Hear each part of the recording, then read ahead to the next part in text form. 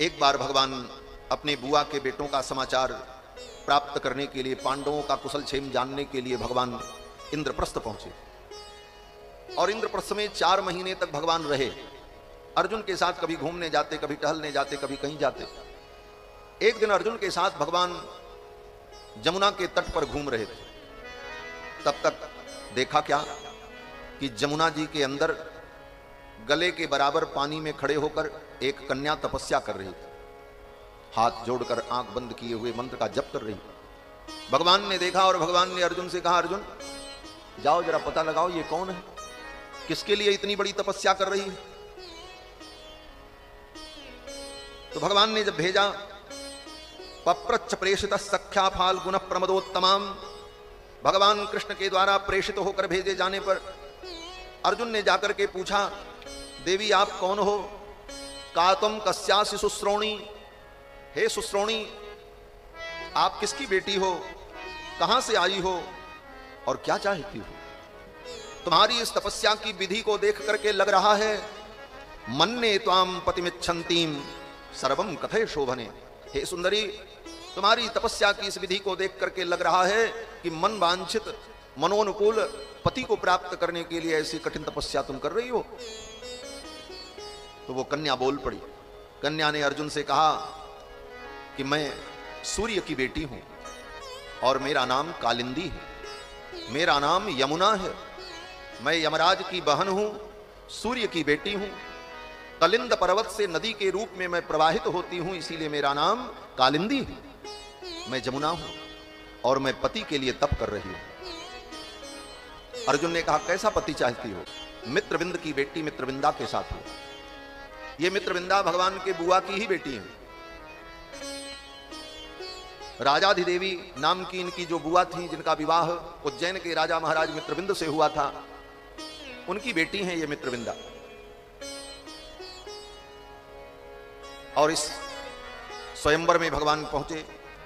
मित्रविंदा ने भगवान का वर्ण कर लिया। स्वयंवर में मित्रविंदा ने जब भगवान का वर्ण कर लिया, सभी राजाओं ने विरोध किया। दुर्योधन इत्यादि राजा भी पहुंचे थे, सब ने विरोध किया। लेकिन भगवान ने कहा, जब मित्रविंदा ने मेरा वर्ण कर ही लिया है तो मैं इन्हें ले जाऊंगा। प्रसह्य हृतवान कृष्णो राजन राज्ञाम प्रपश्यताम। सुखदेव जी कहते हैं, हे राजन, उन राजाओं के देखते देखते भगवान ने मित्रविंदा को उठा लिया और रथ में बैठाया और लेकर के चले आए। कोई राजा कुछ कर नहीं पाए। मित्रविंदा को भी लेकर के भगवान आ गए। ये भगवान का 5वां विवाह और 6वां विवाह भगवान का अयोध्यापुरी में हुआ। उस समय द्वापर युग में अयोध्या के राजा महाराज नग्नजित थे। महाराज नग्नजित की बेटी सत्या का स्वयंवर किया महाराज नग्नजित ने। उस स्वयंवर में भगवान भी पहुंचे, लेकिन भगवान स्वयंवर के अभ्यर्थी बनकर उसमें शामिल होने के लिए नहीं गए थे। भगवान तो घूमने गए थे। भगवान ने सोचा, चलो इस बहाने भी अयोध्यापुरी का हम दर्शन कर लें। अयोध्यापुरी भगवान को अत्यंत प्रिय है। 11,000 वर्ष तक प्रकट रूप में भगवान अयोध्या में विराजे। तो उस अयोध्यापुरी को, अपनी पूर्व जन्मभूमि को देखने के लिए, सरयू का दर्शन करने के लिए भगवान अयोध्या पधारे। और जब अयोध्या की गलियों में होते हुए भगवान जा रहे थे और महाराज नग्नजित के दरबार में पहुंचे, तो सत्या जी ने दूर से कहीं भगवान को देख लिया। महाराज नग्नजित की बेटी, और उन्हीं का स्वयंवर था सत्या का। तो सत्या ने जैसे तैसे संदेश भेजा भगवान के पास। भगवान तो वहीं थे अयोध्या में, और किसी दासी से, किसी व्यक्ति से, किसी बहाने संदेश पहुंचा दिया सत्या ने कि हे प्रभो, हे त्रिभुवन कमनीय, आप इतनी दूर आए हो तो मुझे भी अपने चरणों की दासी बना लो, मुझे भी अपने साथ ले चलो। सत्या जी ने जब इस प्रकार कहा तो भगवान ने कहा, ठीक है। तो जब महाराज नग्नजित का दरबार लगा, भगवान श्री कृष्ण दरबार में पहुंचे, तो भगवान श्री कृष्ण ने महाराज नग्नजित से कहा, हे राजन, क्षत्रियों को कभी याचना नहीं करनी चाहिए। नरेंद्र यांचा कविर बिगर्हिता। भगवान ने कहा, क्षत्रिय को कभी याचना नहीं करनी चाहिए। क्षत्रियों के लिए याचना मांगना ये निंदित है, अधर्म है। लेकिन आज मैं अपने धर्म को छोड़कर मैं आपसे याचना करता हूं। क्षत्रिय को याचना नहीं करनी चाहिए, लेकिन आज मैं अपने धर्म को छोड़कर आपके सौहृद के लिए, आपकी सौहृद इच्छा से आपसे मैं याचना करता हूं। महाराज नग्नजित ने कहा, मैं तो एक छोटे से देश का राजा, आप द्वारिकाधीश, मैं आपकी क्या याचना पूर्ण कर सकता हूं। तो भगवान श्री कृष्ण ने कहा, आप अपनी कन्या सत्या का मुझे दान कर दें, मैं आपकी बेटी का हाथ मांगता हूं। इस विवाह में भगवान ने स्वयं याचना की है, बेटी का विवाह करूंगा। प्रतिज्ञा क्या थी? बोले, महाराज नग्नजित के गौशाला में 7 बड़े बड़े सांड थे, नंदी, बड़े विशालकाय थे, और वो बांधे नहीं जाते थे। महाराज नग्नजित ने कहा, मैंने प्रतिज्ञा की है, इन 7 सांडों की नाक में जो डोरी लगा देगा, इनको नाथ देगा, अपने वश में कर लेगा, उस वीर के साथ मैं अपनी बेटी का विवाह करूंगा। हे द्वारिकाधीश, मेरी इस प्रतिज्ञा को आप सत्य कर दो और मेरी बेटी का पाणी ग्रहण करो। भगवान ने कहा, ठीक है। भगवान श्री कृष्ण उस घेरे के अंदर गए और वो 7 सांड बड़े दुर्दांत थे महाराज। मनुष्य की गंध उनको सहन नहीं होती थी।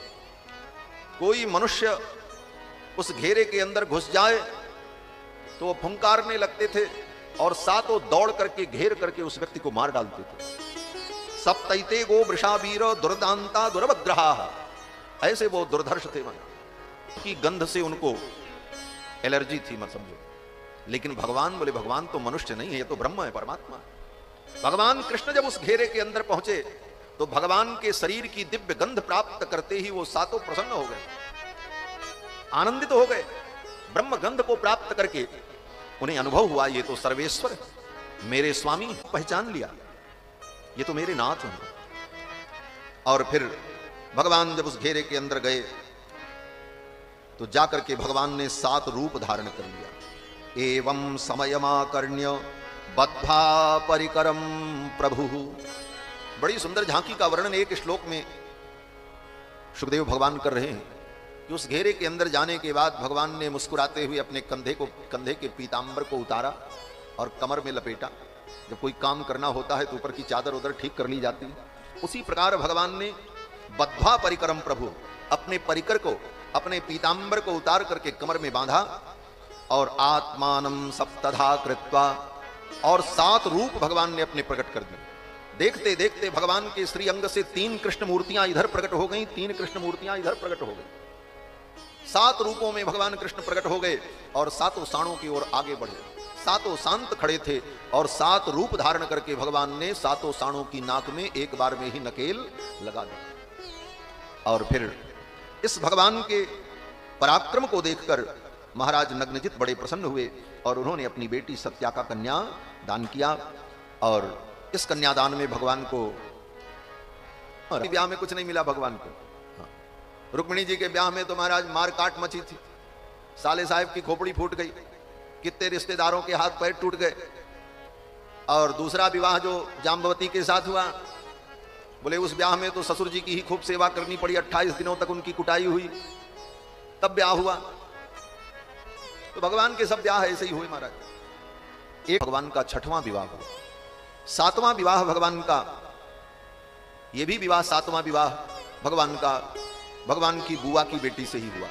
भगवान की एक बुआ थी श्रुति कीर्ति, इनका विवाह केकई देश के राजा के साथ हुआ था। इनकी जो बेटी थी उनका नाम भद्रा जी।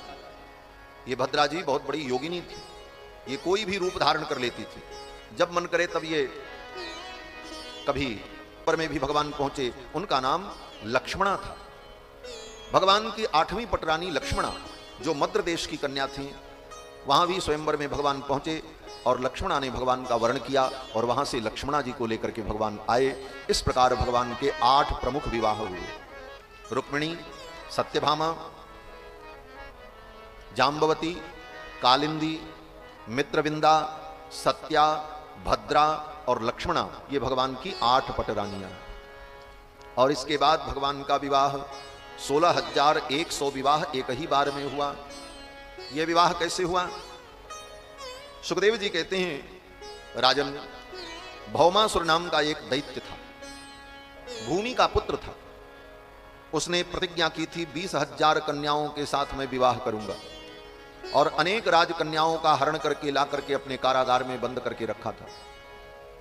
उन कन्याओं ने किसी न किसी प्रकार से द्वारिकाधीश तक संदेश भेजा कि मुझे इस दुष्ट के आतंक से बचा लो।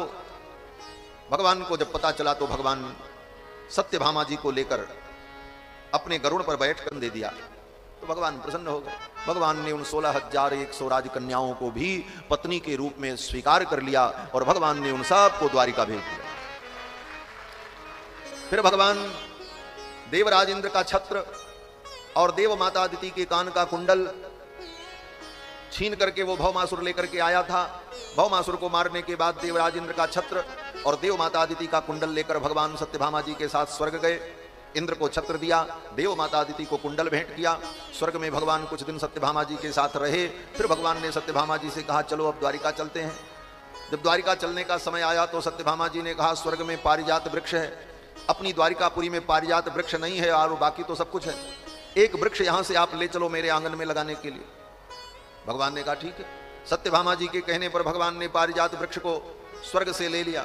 इंद्र को बड़ा अटपटा लगा, मेरे स्वर्ग का वैभव है ये पारिजात और द्वारिकाधीश से पृथ्वी पर ले जा रहे हैं। इंद्र लड़ने के लिए चले आए, इंद्र युद्ध करने के लिए आ गए। भगवान से युद्ध हुआ, इंद्र पराजित हो गए। बड़ी लंबी कथा है।